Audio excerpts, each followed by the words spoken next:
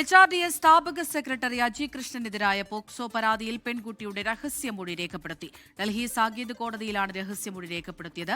പ്രായപൂർത്തിയാകാത്ത മകളെ പീഡിപ്പിച്ചെന്നാരോപിച്ച് HRDSലെ മുൻ ജീവനക്കാരനാണ് പരാതി നൽകിയത്.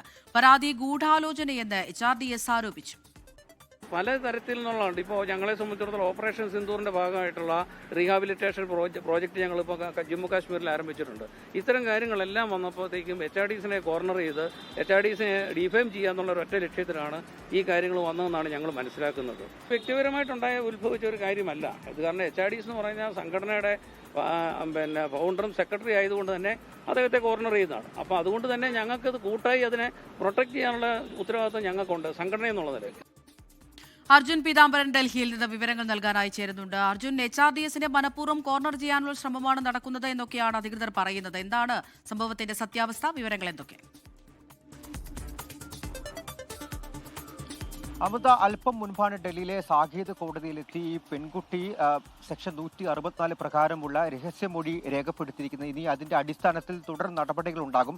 അടുത്ത 1 മണിക്കൂറിനകം തന്നെ അജി കൃഷ്ണനെ കസ്റ്റഡിയിലെടുത്ത് 24 മണിക്കൂർ പൂർത്തിയാവുകയാണ്. അതുകൊണ്ട് തന്നെ ഡൽഹി പോലീസ് അജി കൃഷ്ണന്റെ അറസ്റ്റ് രേഖപ്പെടുത്തി മെഡിക്കൽ പരിശോധനയ്ക്ക് വിധേയനാക്കി കസ്റ്റഡിയിൽ വാങ്ങാനുള്ള സാധ്യതയാണ് ഇപ്പോൾ തെളിഞ്ഞു വരുന്നത്. അക്കാര്യത്തിൽ അത്തരത്തിലുള്ള ചില സൂചനകൾ തന്നെയാണ് ഡൽഹി പോലീസിന്റെ ഭാഗത്തു നിന്നും ലഭിക്കുന്നത്. പക്ഷേ HRDS ഇതിനെ കൃത്യമായി പ്രതിരോധിക്കുന്നുണ്ട്. പ്രത്യേകിച്ചും ഈ പരാതി നൽകിയ ജീവനക്കാരൻ, അയാൾക്ക് HRDSനോടും അതുപോലെ തന്നെ അജി കൃഷ്ണനോടുമുള്ള വ്യക്തി വൈരാഗ്യമാണ്, ചില ഈഗോ പ്രശ്നങ്ങളൊക്കെയാണ് ഈ ഒരു പരാതി, അത് വ്യാജ പരാതിയാണ് എന്നുള്ള ആരോപണം അടക്കം ഇപ്പോൾ HRDS ശക്തമാക്കിയിരിക്കുന്നത്. പ്രത്യേകിച്ചും ഈ പറയുന്ന ജീവനക്കാരനെതിരെ ചില ക്രമക്കേടുകൾ HRDSനകത്ത് തന്നെ നടത്തിയതായി കണ്ടെത്തിയിരുന്നു. അതിന്റെ അടിസ്ഥാനത്തിൽ ചില അച്ചടക്ക നടപടി എടുത്തിരുന്നു. ആ അച്ചടക്ക നടപടിക്കെതിരെ അത്തരത്തിലുള്ള സംഭവങ്ങൾ കൂടി വന്നപ്പോഴാണ് ഇത്തരത്തിലൊരു വ്യാജ പരാതിയുമായി ഈ പറയുന്ന ജീവനക്കാരൻ മുന്നോട്ട് പോയത് എന്നുള്ളൊരു ആരോപണമാണ് HRDS മുന്നോട്ട് വയ്ക്കുന്നത്. മാത്രമല്ല ഈ പറയുന്ന ക്രമക്കേടുകളടക്കം ഒരു പരാതി ഡൽഹി പോലീസിൽ HRDSും നൽകും എന്നുള്ള കാര്യം കൂടി പറയുന്നുണ്ട്. അതുമായി ബന്ധപ്പെട്ട് ലീഗൽ അഡ്വൈസർമാരുമായിട്ടും അതുപോലെ തന്നെ മറ്റ്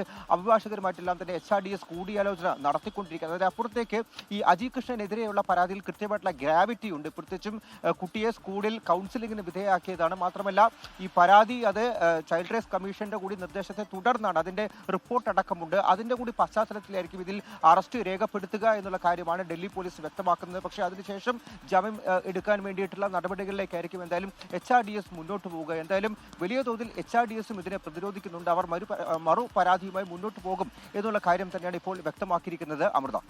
ശരി, അർജുൻ പീതാംബരനാണ് ഡൽഹിയിൽ നിന്ന് വിവരങ്ങൾ നൽകിയത്.